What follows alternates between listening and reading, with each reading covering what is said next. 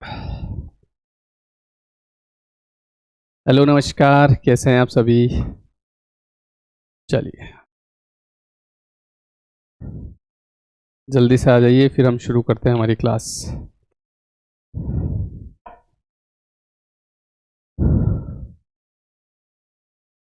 चलिए, पहला क्वेश्चन भी आपके सामने है और इसी के साथ मैं एक ईडियम आपके लिए लिख देता हूं।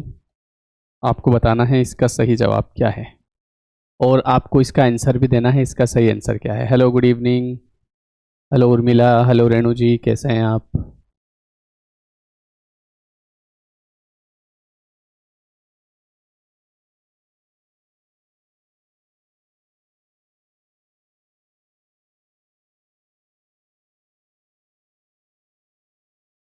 ये एक ईडियम है, बहुत ही इंपॉर्टेंट है, काफ़ी बार एग्जाम में भी पूछा गया है। लिखा हुआ है अ स्टफ्ड शर्ट। आपको बताना है इसका सही जवाब क्या है और साथ ही साथ आपको इधर का भी आंसर देना है कि एंटोनिम ऑफ जेनिथ।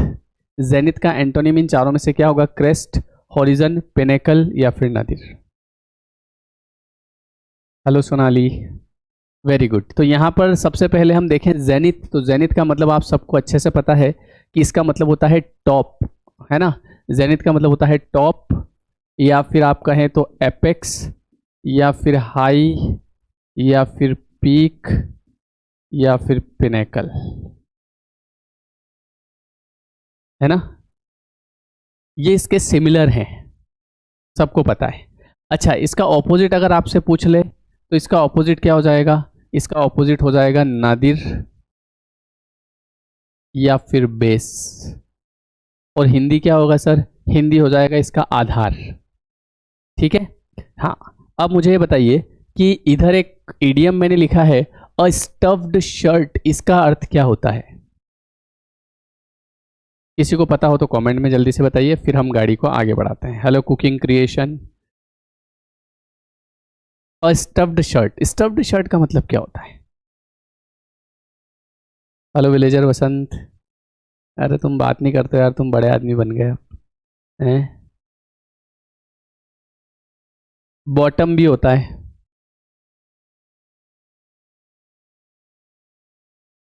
देखो, स्टफ्ड शर्ट अगर आपके एग्जाम में कभी आ जाए, ये एक ईडियम है और इसका जो मतलब होता है अभी तक तो किसी ने बताया नहीं कमेंट में। मतलब ये कि अभी पढ़ाई थोड़ी सी और करनी बाकी है, अभी कमजोर चल रही है ना। स्टफ्ड शर्ट का मतलब होता है अ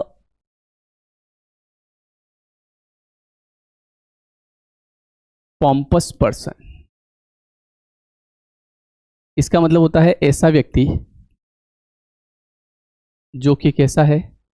पॉम्पस। अब मुझे बताओ कि पॉम्पस भी मैंने पढ़ा रखा है, इसका अर्थ क्या है? Pompous, POMPOUS। पॉम्पस का मतलब याद है आपको? हाँ, pompous person, stuffed shirt.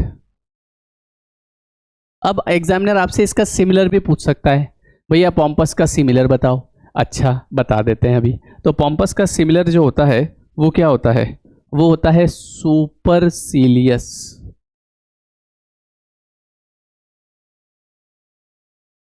सुपरसीलियस type का आदमी, है ना। Haughty, HAUGHTY। ये सब आपको एक बार में याद हो जाएंगे, चिंता मत करो। ये स्टफ्ड शर्ट ये जिंदगी भर याद रहेगा, है ना। जब भी कहीं अगर शर्ट दिखेगा ना आपको बाजार में, तो आपको एकदम से याद आ जाएगा कि ये दुकान जो है इसमें कैसा इंसान बैठता है। घमंडी। याद रखने का स्टाइल है ना। एक सेकेंड। अच्छा, इसके और भी सिमिलर है क्या? हाँ है ना। कौन सा? मैग्नीलोक्वेंट। ये वर्ड भी याद रखना इंपॉर्टेंट है, मैग्नीलोक्वेंट। ये भी बोलते हैं इसको मैग्नीलोक्वेंट। और भी याद है क्या? हाँ, और भी होता है। और क्या होता है भैया? और होता है ग्रेंडिलोक्वेंट।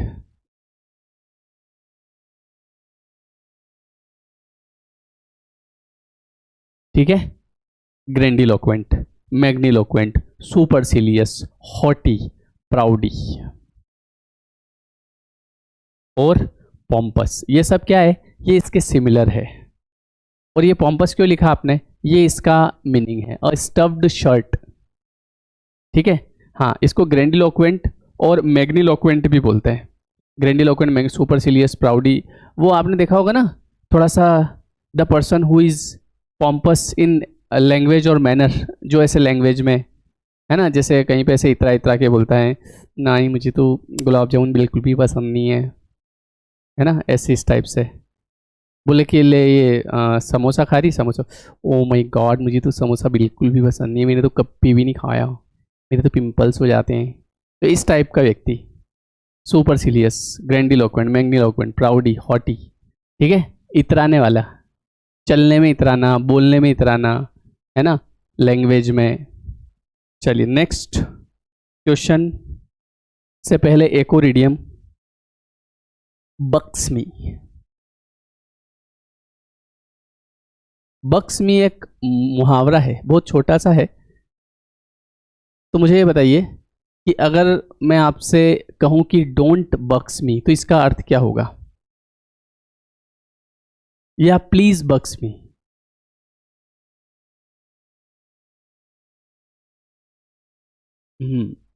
चलो मैं ही बता देता हूँ।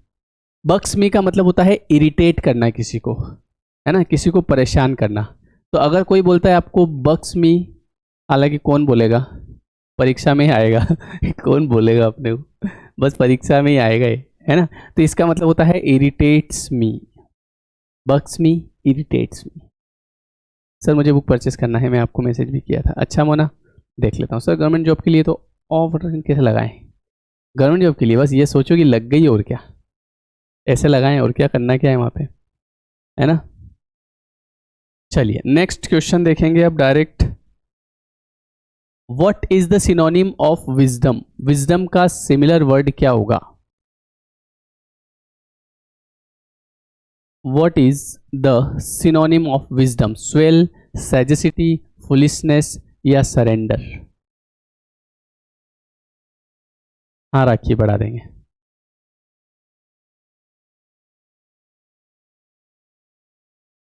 देखो विजडम का मतलब क्या होता है ना, विजडम का मतलब होता है बुद्धिमानी, होशियारी। इसका जो सिमिलर वर्ड होगा वो होगा सेजिसिटी। अब आप कहेंगे सर ये हमने कभी पढ़ा नहीं, तो आपने इतना तो पढ़ा होगा सेज। जैसे अगर आप कहीं स्टोरी वगैरह पढ़ते हैं, मैं आपको ये क्यों बोलता हूँ कि आप एनसीईआरटी की जो वो है चैप्टर्स वो पढ़ो, वो इसलिए बोलता हूँ कि वहाँ से आपकी वोकेबलरी स्ट्रांग होगी, है ना। जैसे कहीं पे कई बार ये लिखा हुआ वर्ड आता है सेज, सेज किसी व्यक्ति के लिए यूज़ किया जाता है ना, इसका मतलब होता है क्राफ्टी, एक तरह से होशियार आदमी, है ना। जैसे कि ये वर्ड आ गया कहीं पे, ये क्राफ्टी भी मैंने आपको बता रखा, ये हम नेगेटिव सेंस में यूज़ करते हैं, क्राफ्टी, कनिंग, स्लाई, आर्टफुल, है ना। तो विजडम का मतलब होता है सेजेसिटी, मतलब बुद्धिमानी, है ना, और सेज का मतलब होता है बुद्धिमान। तो इसलिए मैं बोल रहा हूँ कि चैप्टर्स पढ़ो, दो काम हो जाएंगे, आपका जो है वोकेबलरी भी अच्छी हो जाएगी, और इधर अगर कोई चैप्टर एग्जाम में आ गया तो वो भी पढ़ पाओगे, ठीक है। हाँ, इसका मतलब एक तरह से क्या होता है मालूम है, इनलाइटन्ड होता है। ये देखो, इन लाइटन्ड। अच्छा, इस वर्ड के अंदर कितनी चीजें छुपी हुई है आप देखना। सबसे पहले इस वर्ड के अंदर एक वर्ड है लाइट, लाइट का मतलब होता है प्रकाश। अब ये लाइट जो है ये नाउन है, अब इसको मैं बनाता हूँ एडजेक्टिव, है ना। तो एडजेक्टिव बनाने के लिए मुझे यहाँ पे पीछे इसमें सफिक्स लगाना पड़ेगा ईडी। अगर किसी नाउन को हमको एडजेक्टिव बनाना है तो अधिकतर केस में हम ईडी लगाते हैं, और भी बहुत सारी चीज़ें लगाते हैं, पर यहाँ पे मैंने ईडी लगाया तो इनलाइटन्ड। यहाँ पे पहले तो लाइट से आगे मैंने लगाया ई एन, ये प्रीफिक्स है, इन लाइट। इन लाइट का मतलब हो गया ज्ञान का प्रकाश।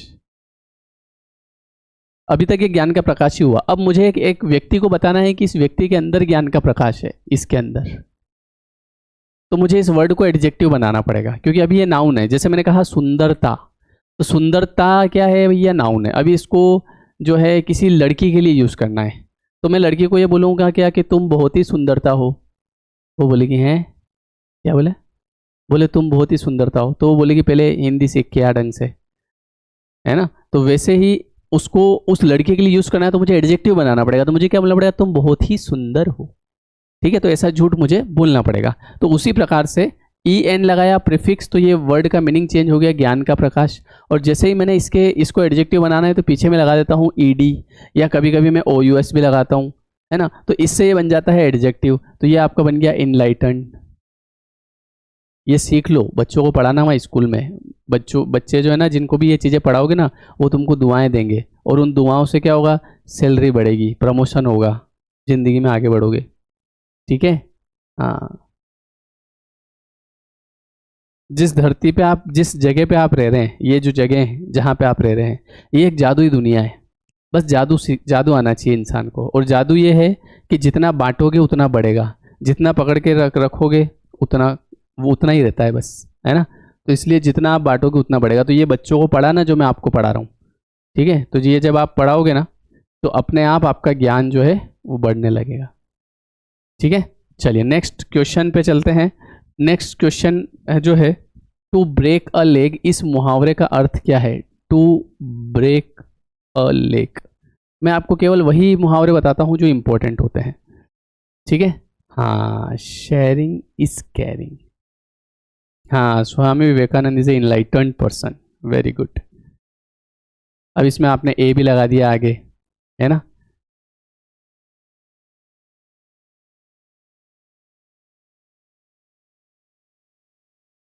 अच्छा, मैं आपसे एक क्वेश्चन पूछता हूँ, उसका जवाब देना। टू ब्रेक अ लेग का मतलब बताओ पहले तो। ये बात, जैसे कि अगर आप एग्जाम देने जाओगे और आप मुझसे कहोगे कि सर मैं एग्जाम देने जा रहा हूँ या जा रही हूँ, तो मैं बोलूंगा कि ब्रेक अ लेग। तो ब्रेक अ लेग का ऐसा नहीं कि तुम टांग तुड़वा के आ जाओ उधर से, बोले बोले सर ये, बोले क्या करा ये, बोले आपने तो बोला था ब्रेक अ लेग, पेड़ तोड़ के आ जाना। ब्रेक अ लेग का मतलब होता है टू गुड लक, जब हम किसी को करते हैं बेस्ट ऑफ लक, है ना, तो उसके लिए हम यूज करते हैं ब्रेक अ लेग। इसका मतलब होता है बेस्ट ऑफ लक।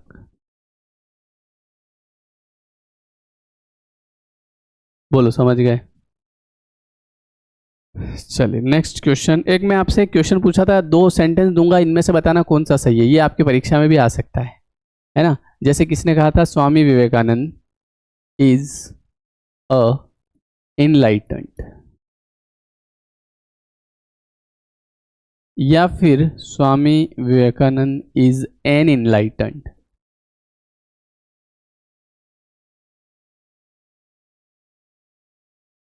समझ जाना। इन दोनों में से अब कितने ऑप्शन हो गए, मुझे चार पूरे करने पड़ेंगे। ए बी सी, अरे यार अब चार क्या ही करूंगा, मुझे तो इनमें से ही बता दो। चलो एक नन रख देता हूँ, हटाओ। इन दोनों में से कौन सा सही है, ए या फिर बी। जिसने इसका आंसर दे दिया, मतलब समझ लो कि वो बहुत ही जीनियस है।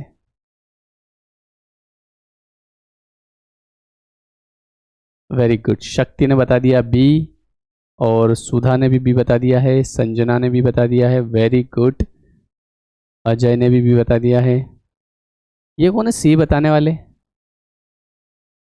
मनोज ने भी बता दिया है, वेरी गुड। गौर, महेंद्र, चलो very good very good. Renu ji, आपसे ये उम्मीद नहीं थी मेरे को। ये दोनों ही गलत है। ये पढ़ा रखा है मैंने आपको कई बार। क्यों दोनों क्यों गलत है सर, क्योंकि यहाँ पे ये सेंटेंस आपने एडजेक्टिव पे खत्म कर दिया। तो जब एडजेक्टिव पे खत्म कर दिया तो फिर आर्टिकल की जरूरत ही नहीं है भैया। आर्टिकल की जरूरत कब पड़ती है, जब नाउन होता है साथ में। जैसे कि अगर आप यहाँ पीछे लिखते हैं ना पर्सन, अगर मैं पर्सन लिख दूं तो कौन सा सही होगा, ए वाला या बी वाला। तो जब मैं पर्सन लिखूंगा तब जाके सही होगा ये वाला, an enlightened person. An enlightened नहीं आता है। ठीक है, चलो ये तो छोड़ो। ये बताओ, राम इज ऑनेस्ट पर्सन, या फिर Ram is an honest person. An honest, या राम इज अ ऑनेस्ट, क्योंकि एच आ रहा है ना, है ना। राम इज एन ऑनेस्ट भी हो गया, राम इज ऑनेस्ट पर्सन भी हो गया, राम इज अ ऑनेस्ट हो गया। या नन ऑफ दिस? इन तीनों में से कौन सा सही है? इन तीनों में से सही कौन सा है? B. B B B B B B. A भी आ रहा है, किसी का ए भी आ रहा है, किसी का बी भी आ रहा है, ज़्यादातर लोगों का बी आ रहा है। Very good. मतलब इन तीनों में से सही कौन सा है? बी वाला। अच्छा, अच्छी बात है। Very good. तुम सब अच्छी तैयारी कर लो, नहीं फिर कहोगे कि सर सिलेबस कब आएगा। सिलेबस आने से क्या हो जाएगा? हैं? सिलेबस आने से कुछ थोड़ी होता है। इसमें तीनों ही गलत है, समझे क्या? सिलेबस तो आ जाएगा, पर तैयारी पहले होना चाहिए। अब आप कहेंगे कि इसमें गलत क्या है? अरे गलत है, वही एडजेक्टिव पे ख़त्म कर रहे हो, तो फिर कहाँ से आर्टिकल आएगा? ये तो ए तो इसके आगे आता नहीं है, और यहाँ पे आपने नाउन दिया पर एन दिया नहीं। एन दिया होता तो ये सही हो जाता है कि नहीं? और यहाँ पे जैसे मैं आपको ऐसे समझ नहीं आएगा, मैं ऐसे समझाता हूँ। जैसे मान लो किसी का नाम है नेहा, ठीक है? अब मैंने यहाँ पे लिखा नेहा इज ब्यूटीफुल, है ना? ये सही है कि गलत है? नेहा इज ब्यूटीफुल, बताओ जल्दी बताओ।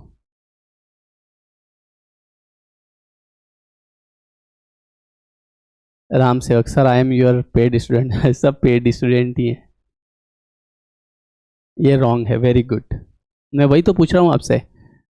सबने लिख दिया। निशा ने कहा रॉन्ग है, शक्ति ने कहा रॉन्ग है, ज्योति बेन ने कहा रॉन्ग है, मनीषा ने कहा रॉन्ग है, सुधा ने कहा रॉन्ग है। Very good. गौर ने कहा रॉन्ग है, सुनीता ने कहा रॉन्ग है, रोशनी ने कहा गलत है, सुरेश,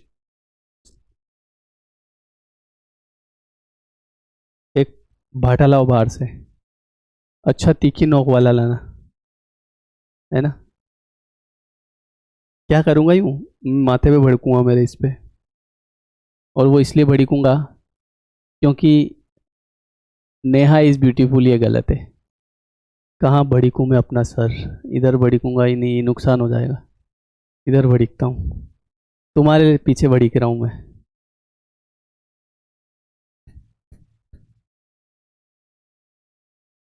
क्या करूँ अब? अरे इसमें गलत क्या है ये बताओ? बढ़िया तो है, नेहा इज़ ब्यूटीफुल, है ना? सही है। क्यों? क्योंकि एडजेक्टिव अकेला आता है, बिना आर्टिकल के आता है, समझे? अरे रॉन्ग नहीं है, राइट है ये। अभी एक चार जो कौन बोल रहा है रॉन्ग है? नेहा, ये नेहा ही कह रही है। नेहा, जैसे अगर आप किसी ने कहा कि नेहा इज ब्यूटीफुल, तो ये रॉन्ग है क्या? राइट ही तो है ये। यार क्या करते हो यार, इतना सड़ा सा क्वेश्चन है। सही है ये। और अगर मैं ऐसा लिखता हूं नेहा इज गर्ल, अब बताओ। नेहा इज गर्ल, ये गलत है भैया। Neha is a girl. अब आप कहेंगे सर यहाँ क्यों नहीं आया ए? अरे ये एडजेक्टिव है, एडजेक्टिव के पहले डायरेक्ट आर्टिकल थोड़ी आता है। अगर मैं यहाँ पे लिखता है कि नेहा इज अ ब्यूटीफुल, नहीं, अगर मैं ऐसा लिखता कि नेहा इज, एक minute, Neha is beautiful girl, ये गलत है। ये सही है, Neha is a beautiful girl. अब ये अ किसकी वजह से आया? गर्ल की वजह से। गर्ल नहीं आता तो ए नहीं आता। ये जो लोग कहते हैं ना कि सर वैकेंसी तो 5,000 है और फॉर्म तो 5 लाख भरा है। अरे 5 लाख की जगह 5 करोड़ भरा जाए, उससे क्या फ़र्क पड़ता है? 5 करोड़ भी भरा जाएंगे तो उससे फ़र्क क्या पड़ेगा? सिलेक्शन तो उसका ही होगा ना जो पढ़ेगा, जिसको नॉलेज होगा उसका सिलेक्शन होगा। वैकेंसी आने से सिलेक्शन थोड़ी होते हैं, पढ़ते हैं, नॉलेज होता है तो सिलेक्शन होता है। समझे मेरी बात? अब जिसको जो इसको ही गलत बता रहा है, अब बोलो आप। वहाँ मान लो आप सिलेक्शन हो गया और इंटरव्यू में कोई मेरे जैसा मिल गया तो उसने पूछ लिया कि ये सही है कि गलत, तो कि सर ये गलत है। अच्छा, तो फिर सही क्या है? तो फिर क्या होगा, अपना बच्चों को अपन कैसे पढ़ाएंगे फिर? किसी बच्चे ने उठा के पूछ लिया कि मैडम ये सही है कि गलत, तो फिर क्या करोगे? तो पढ़ो आप, वैकेंसी तो आ जाएगी, वो तो कहीं नहीं जा रही है, क्योंकि अपने को सिलेक्शन भी लेना है इस बार कैसे भी करके, सबको, है ना? हाँ, सिलेक्शन होना चाहिए। मज़ा तभी है जब सैलरी आना शुरू हो जाए खाते में। चलिए next question. All my efforts to save her life have gone in vain. कौन सा वाला वैन सही होगा? हाँ हाँ रेणु जी, मैंने देख लिया था। इसीलिए मैं कह रहा हूँ कि कोर्स पढ़ो एक बार। आपको ऐसा लग रहा है कि वह कोर्स क्या पढ़े, पढ़ना पड़ेगा, नहीं तो ऐसी छोटी छोटी चीज़ें रह जाएगी, तो फिर क्या करोगे? 1000-1500 रुपये के पीछे मत देखो। अपन इतने बीएड करके आए, बीकॉम एमकॉम, भले मेरा मत लो, किसी का भी लो, पर एक सिस्टमेटिक जिसको आपका अच्छा लगता है ना, उसका लो, पर पूरा होना चाहिए एक बार। हाँ, अब यहाँ पे बात हो रही है कि जितने भी मैंने एफर्ट्स लगाए उसकी लाइफ को बचाने में, वो सारे वेस्ट चले गए। तो अब वेस्ट का वेन, वेन का मतलब होता है व्यर्थ। अगर आपने एक ईडीएम पढ़ा हो, है ना, कौन सा ईडीएम जिसमें वेन आता है ना? हाँ, वो ईडीएम बताओ मुझे जिसमें वेन आता है। एक ईडीएम है मुहावरा, नहीं प्रोवर्ब है, सॉरी प्रोवर्ब, कहावत। उसके अंदर VAIN वर्ड आता है, याद है? मैं बताऊं, the labour never goes in when. श्रम कभी भी व्यर्थ नहीं जाता है। देखो, आपको कठिन चीजें पूछने की वैसे भी जरूरत नहीं है। हाँ, एक इडियम है, इन अ टाइट कॉर्नर।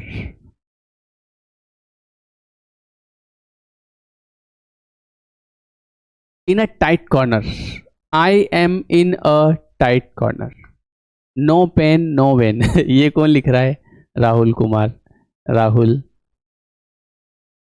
मैं तुम्हें सत सत प्रणाम करता हूँ, है ना? नो पेन नो वेन, अरे नो पेन नो गेन होता है ना? ऐसे मत करो यार। मोनिशा सर, मेरे मैसेज शो नहीं हो रहे, क्या मेरा नाम नहीं लेते? मोनिशा, तुम्हारा नाम इसलिए नहीं लेता हूँ क्योंकि तुमने ना मेरी सगाई तोड़वा दी थी, एक जगह से इतनी बढ़िया सगाई आई थी ना, तुमने कह दिया था कि लड़का अच्छा नहीं है, इसलिए नहीं लेता हूँ मैं। इन अ टाइट कॉर्नर का मतलब होता है in a difficult situation. In a difficult situation, जब आप किसी मुसीबत में होते हैं तो वहां पे हम ईडीएम यूज करते हैं, आई am in a tight corner. ठीक है। एंटोनिम ऑफ एनिग्मा, एनिग्मा का ऑपोजिट क्या होगा? एनिग्मा का ऑपोजिट क्या होगा, जल्दी से बताओ।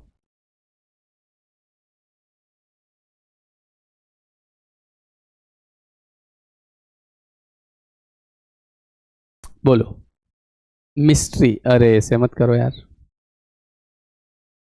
Mystery is the synonym of enigma and the question is about the antonym of enigma. तो इसका एंटोनिम जो होगा वो होगा क्लियरिटी, क्योंकि जो एनिग्मा होता है उसका मतलब होता है पजल, कंफ्यूजन। ठीक है दीक्षा? हाँ, पजल या फिर कंफ्यूजन या फिर एनिग्मा या फिर हेल्यूसिनेशन। वो दिव्या के साथ पानी की बोतल भेज देना। हेल्यूसिनेशन। अब आप कहेंगे कि ये हेल्यूसिनेशन क्या होता है? हेल्यूसिनेशन बताऊं आपको? हेल्यूसिनेशन, एक वीडियो देखा आपने थोड़े दिन पहले? एक लड़का जो है ना, वो लड़के की मम्मी जो है ना, उसको बाहर बिठा दिया, और उसके वो काया पलट केंद्र होता है ना, क्या बोलते हैं उसको, मेकअप, है ना, पार्लर, पार्लर। तो वो बाहर बिठा दिया और वो अंदर चली गई। अब अंदर गई तो उसने मेकअप वेकअप कर लिया, और जब वो बाहर आई तो उसने कहा कि चल बेटे, तो वो बच्चा उससे दूर भागने लगा, बोले कि मेरी मम्मी को बुलाओ। तो कि मैं ही हूँ तेरी मम्मी। बोले हाँ, नहीं मेरी मम्मी को बुलाओ, मैं तो उसके साथ जाऊँगा। अब वो अंदर ढूंढ रहा तो उसकी मम्मी मिल नहीं रही, तो वो एक्चुअली उसको क्या हो गया, हेल्यूसिनेशन, कन्फ्यूजन हो गया कि मेरी मम्मी गई कहाँ, मम्मी उसके सामने ही खड़ी, पर मम्मी ने मेकअप करा लिया, है ना, तो उसको हो गया इल्यूजन। तो इसलिए इतना मेकअप मत कराओ कि बच्चे ही नहीं पहचान पाए कि कौन है ना? ठीक है।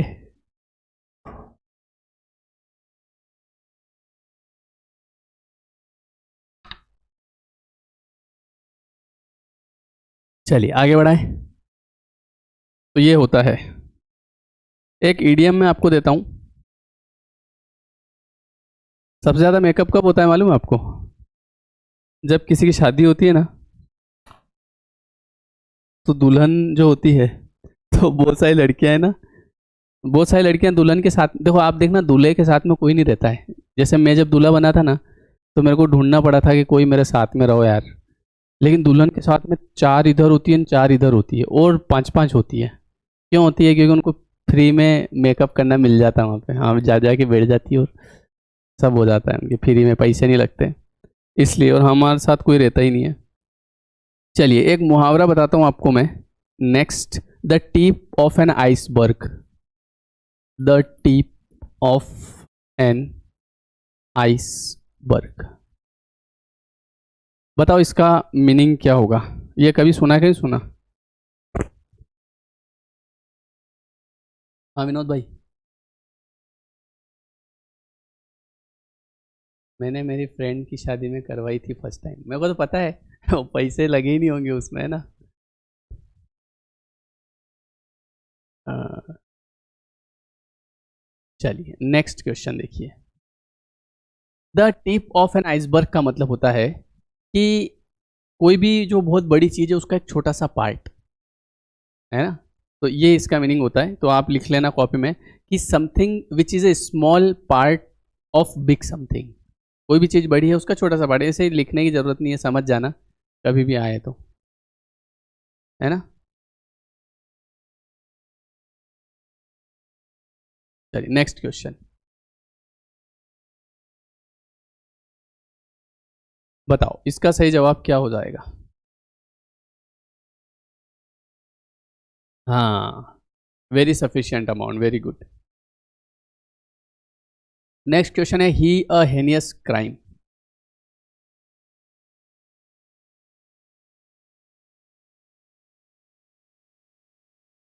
मुझे तो ये सब ईडियम लग रहा है। हैं, ईडियम लग रहा है। चलो, ईडीएम है तो ईडीएम ही तो लगेंगे। हाँ, नेक्स्ट क्वेश्चन क्या है? सबसे पहले बात आती है कि घिनौना, हेनियस का मतलब क्या होता है? इसका मतलब होता है घिनौना, बहुत ही, एक तरह से जिसको हम बोल सकते हैं, वो एक वर्ड मैंने आपको बताया था कि जिसको देख के एकदम मतलब जी घबराने लग जाए। ऐसा कई बार होता है ना, हम रोड पे जाते हैं और कोई कुत्ता पिचकाया हुआ पड़ा रहता है ना। तो उसको हम क्या बोलते हैं? उस वर्ड को क्या बोलते हैं? मैंने आपको बताया भी था कई बार, याद करो। हॉरिबल बताया था एक वर्ड, हॉरिबल, लोएथसम, है ना। LOATHESOME, लोएथसम।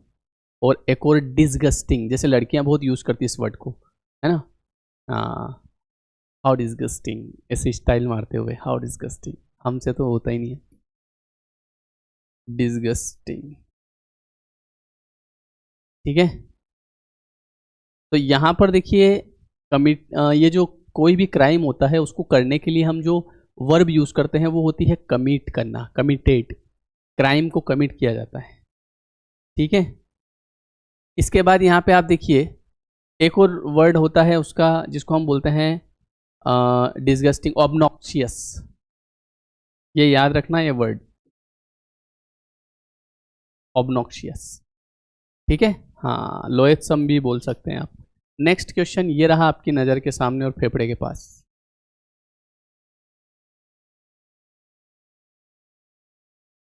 मनीषा कह रही है कि लोएथसम मतलब नफरत होता है।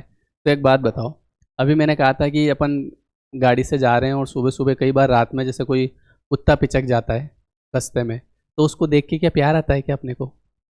है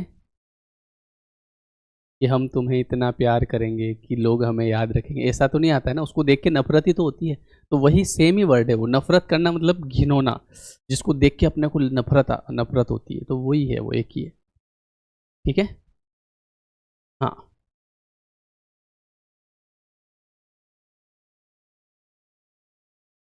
बताइए।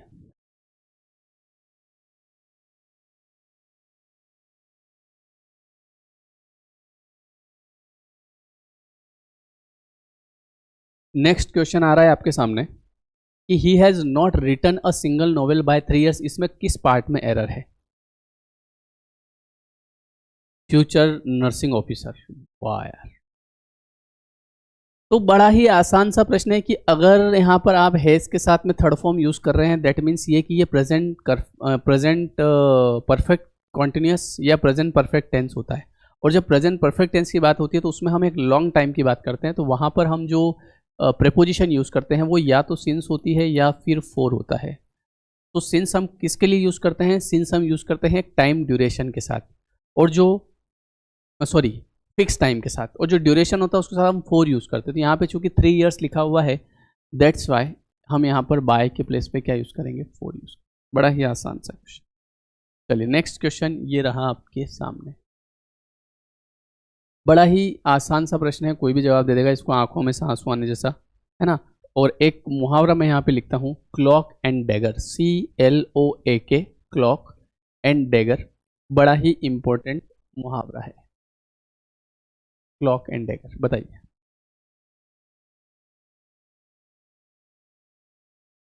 क्लॉक एंड डैगर, इसके बाद में नेक्स्ट भी लिखता हूं मैं। इसका मतलब होता है, कोई बताएगा क्या? हाँ, ये तो कोई भी बड़ा आसान है, मजाक है ये तो। The life history of a person written by himself, तो ऑटोबायोग्राफी, रिटन बाय अनदर तो बायोग्राफी। ठीक है, हाँ इसका आंसर बताओ। इसका आंसर मैं बताता हूँ, लिख लो कॉपी में, मिस्टीरियस। मिस्टीरियस जो होता है, क्लॉक एंड डेगर, ये एक मुहावरा है ना। और एक और मुहावरा होता है, at a daggers drawn, at a daggers drawn.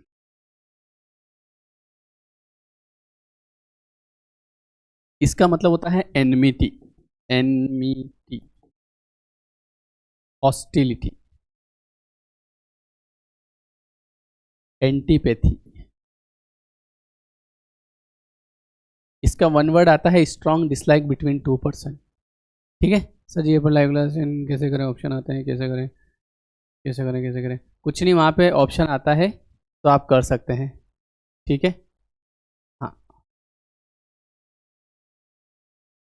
चलिए नेक्स्ट क्वेश्चन ये रहा आपके सामने। Select the most appropriate meaning of the given idiom. यहाँ पे एक ईडियम है और आपको इसका मीनिंग बताना है, बताइए।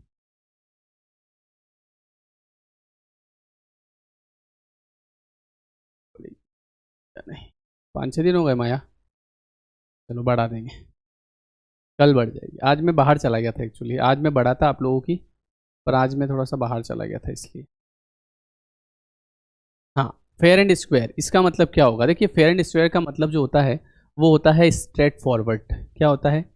STRAIGHTFORWARD, straight forward. इसका मतलब होता है एक तरह से ऑनेस्ट। एक वर्ड और आता है ऑनेस्टी, ऑनेस्टी का मैंने आपको वर्ड भी बताया था एक, प्रोबिटी, अपराइटनेस, है ना, प्रोबिटी, रेक्टिट्यूड, इंटेग्रिटी, इन सब का मतलब होता है ईमानदारी, इनका। और इसको याद रखने की स्कीम भी बताई थी मैंने, पी से प्रोबिटी पूरी, PURI। इंग्लिश ग्रामर की बुक मंगाना है, इंग्लिश ग्रामर की बुक मंगाने के लिए 7898822606 इस पर व्हाट्सअप कर देना, तो आपके घर आ जाएगी। ये आपकी इंग्लिश ग्रामर की बुक है, इसमें ग्रामर भी है, प्रैक्टिस सेट भी है, वोकेबलरी भी है, सब कुछ है। शानदार बुक है, मेरा 1 नंबर फोटो भी लगा हुआ है इसके स्टाइल वाला, है ना। और इसको आप भी पढ़ सकते हैं, और आपके घर में अगर बच्चे हैं जो कि कक्षा 5वीं से लेकर 12वीं तक वाले हैं तो उनकी भी ग्रामर बढ़िया हो जाएगी, वो भी पढ़ सकते हैं। हिंदी में लिखा हुआ है, शुद्ध भाषा में। और फिर ये आपको फिर क्या होगा, आपका सिलेक्शन होने के बाद आपको पढ़ाने में भी काम आएगी।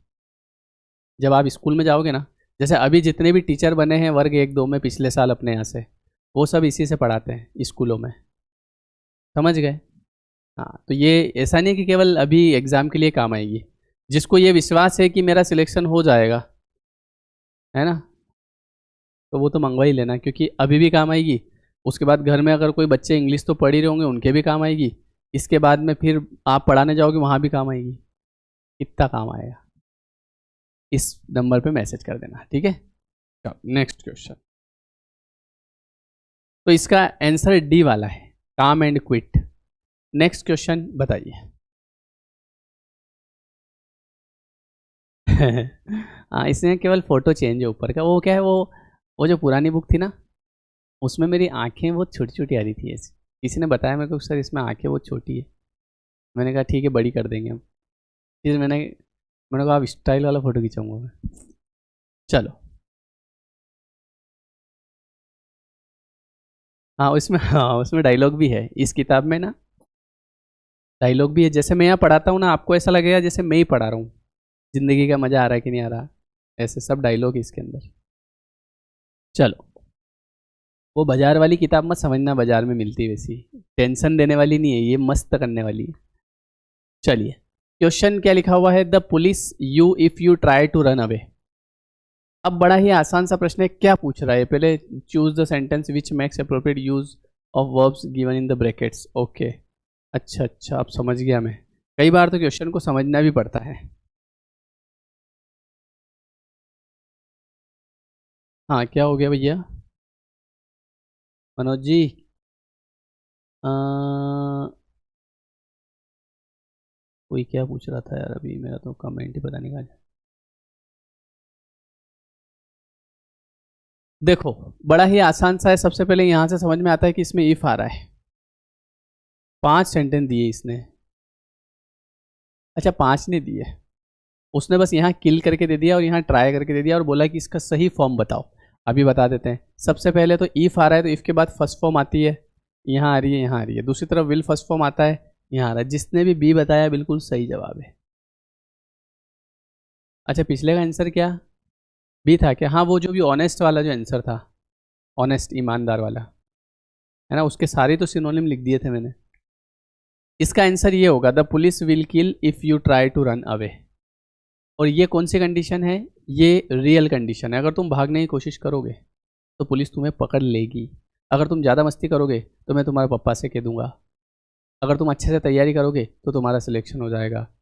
ये वाली कंडीशन, ठीक है। लीप बुक का प्राइस क्या है? बुक का प्राइस बहुत ही कम है, केवल 500 रुपीज़। उसमें आपके घर भी आ जाएगी। Sir, I want to purchase your course work दो इंग्लिश। मेरा बीपीएससी का पेपर था तो परचेस नहीं कर पाई, अब रेट बढ़ गए हैं, आप कुछ हेल्प कर दीजिए। रेट तो बहुत कम ही है उसके, पर कोई बात नहीं। चलो, आप सबके लिए मैं कल एक कूपन लगा दूंगा वर्ग 2 के कोर्स पे, स्पेशल कूपन, ठीक है। आप उसको एक बार चेक कर लीजिएगा। तो अभी इस क्लास के बाद में आप देखेंगे तो आपको एक स्पेशल कूपन मिल जाएगा, ठीक है। तो जिसको भी लेना है कल इस समय तक ले लेना, क्योंकि फिर वो हट जाएगा। और कूपन आपको कहाँ मिलेगा? उस कोर्स पे जाएंगे तो वहीं पे एक ऑप्शन आता है कि कूपन अवेलेबल, उसको क्लिक करना, ठीक है। तो आपका वो उसमें पेमेंट जो भी होगा उससे कम हो जाएगा। चलिए, नेक्स्ट क्वेश्चन देखिएगा जरा। ये लीजिए, इसका सिनोनिम बताइए। कपिल बढ़ा दूंगा। सर, पहले 1100 का था, अब 1400 हो गया। हाँ, मैं कल उसमें कूपन लगा दूंगा, लेकिन अभी ये एग्ज़ाम आ जाएगी तो उस दिन और बढ़ेगा, क्योंकि मैं बहुत कम रख रखी मैंने फ़ीस, आपको भी पता है। अभी सिलेबस नहीं आया है इसलिए, जैसे वो आएगी तो फिर और बढ़ेगी, क्योंकि फिर और वीडियो कंटेंट ऐड होगा ना। एसिडियोस का मीनिंग बताइए। Anxious, indifferent to one surrounding, working hard, too much worried about one's health. कोई बात नहीं अरविंद, अभी तो बहुत देर है। देखो, एसिडियोस का मतलब क्या होता है? इसका मतलब होता है, आपने एक वर्ड मैंने पढ़ा रखा होगा आपको, डिलीजेंट। याद है, दिल्ली के एजेंट बहुत ही मेहनती होते हैं, डिलीजेंट। इसका मतलब क्या होता है? इसका मतलब होता है hard working. Hard working, diligent, hard working. Assiduous, meticulous, meticulous, attentive, rigorous, studious, ये सारे इसके सिमिलर वर्ड है ना। लेबोरियस भी होता है